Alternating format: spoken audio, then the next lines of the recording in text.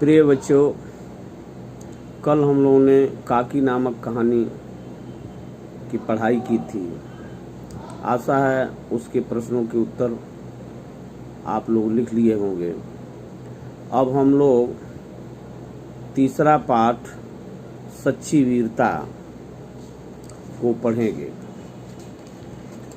सच्ची वीरता नामक निबंध के लेखक का नाम सरदार पूर्ण सिंह है।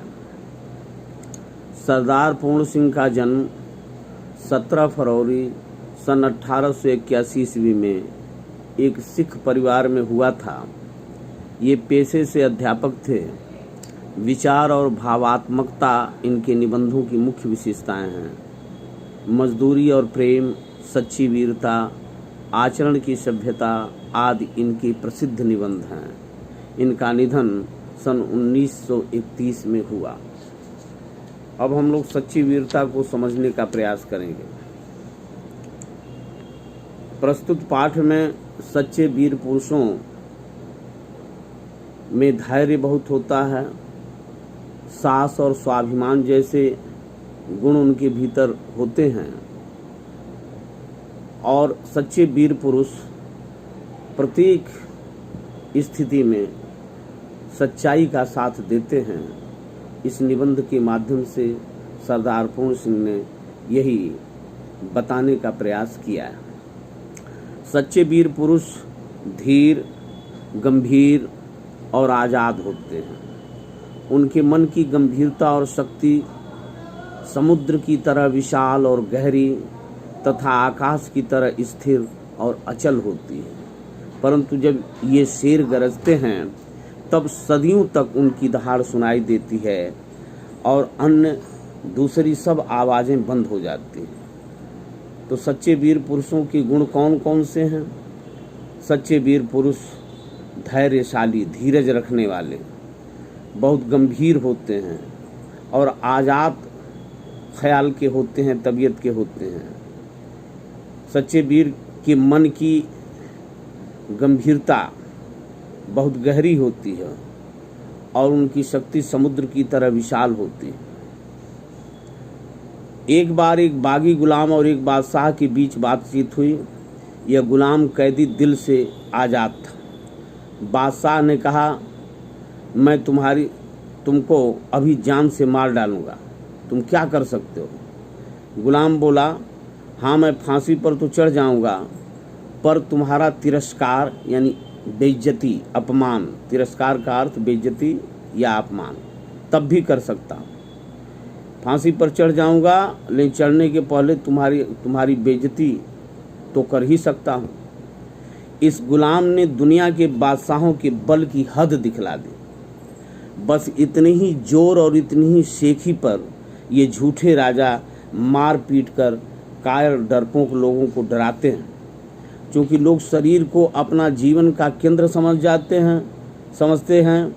केवल शरीर रक्षा के निमित्त अर्थात शरीर रक्षा के लिए ये लोग इन राजाओं की ऊपरी मन से पूजा करते हैं। सच्चे वीर अपने प्रेम के जोर से लोगों के दिलों को सदा के लिए बांध देते हैं। सच्चे वीर हृदय से प्रेमी होते हैं। वो सबसे प्रेम करते हैं और सदा के लिए लोगों के दिलों को अपने से बांध लेते हैं। फौज, तोप, बंदूक आदि के बिना ही वो शहंशाह होते हैं।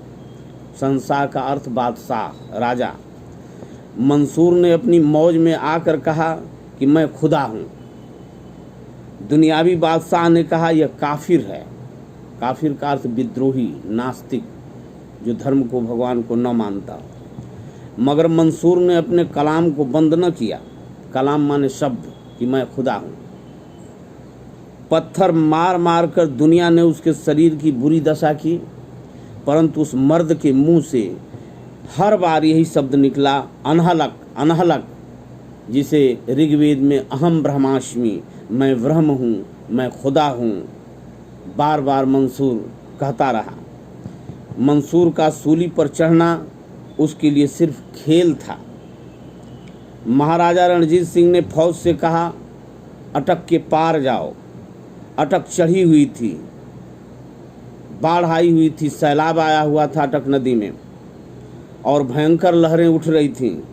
जब फौज ने कुछ उत्साह प्रकट न किया तब उस वीर को जोश आया। महाराजा रणजीत सिंह ने अपना घोड़ा दरिया यानी नदी में डाल दिया। कहा जाता है कि अटक सूख गई और सब पार निकल गए। लाखों आदमी मरने मारने को तैयार हो रहे हैं। गोलियां धुआंधार बरस रही। आल्प्स के पहाड़ों पर फौज ने चढ़ना ज्यों ही असंभव समझा कि इस पहाड़ पर चढ़ा नहीं जा सकता, त्यों ही वीर नेपोलियन को जोश आया और उसने कहा आल्प्स है ही नहीं। फौज को निश्चय हो गया कि आल्प्स नहीं है, पहाड़ नहीं है, और सब लोग पहाड़ के उस पार चले गए। एक भेड़ चराने वाली और सत्व गुण में डूबी हुई ज्योति कन्या के दिल में जोश आते ही, युवती कन्या यानी जवान कन्या लड़की के दिल में जोश आते ही फ्रांस एक शिकस्त से बच गया। शिकस्त का अर्थ होता है हार, हार से बच गया। वीरता की अभिव्यक्ति कई प्रकार से होती है। वीरता कई तरह से सामने दिखाई देती है। कभी उसकी अभिव्यक्ति लड़ने मरने से, खून बहाने में, तलवार तोप के सामने जान गंवाने में होती है, तो कभी जीवन की गूढ़ तत्व और सत्य की तलाश में बुद्ध जैसे राजा विरक्त होकर वीर हो जाते हैं। वीरता एक प्रकार की अंतः प्रेरणा है। जब कभी इसका विकास हुआ तभी एक नया कमाल नजर आया। वीरता भीतर से पैदा होती है, अंतः प्रेरणा भीतर से स्वयं आदमी इसके लिए प्रेरित हो जाता। एक नई रौनक, एक नया रंग, एक नई बहार, एक नई प्रभुता संसार में छा गई। वीरता हमेशा निराली और नई होती है। नयापन भी वीरता का एक खास रंग है।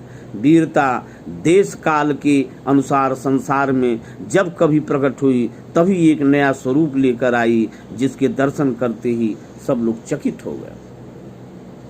प्रिय बच्चों, इस पाठ को बार बार शुद्ध उच्चारण करते हुए घर पर पढ़िए और पाठ के अंत में इससे संबंधित प्रश्न लिखे हुए हैं, उन प्रश्नों को इस निबंध में से ढूंढ करके लिखिए।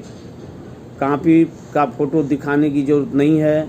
कॉलेज खुलने पर सबकी कॉपियाँ चेक की जाएंगी। इसके अलावा घर में यदि DTH टीवी लगी हो, दूरदर्शन लगा हो, तो उसके विभिन्न चैनलों पर भी पढ़ाई लिखाई की सामग्री आ रही है। विभिन्न कक्षाओं की पढ़ाई हो रही है। इसे भी आप लोग अपने टीवी पर देख सकते हैं।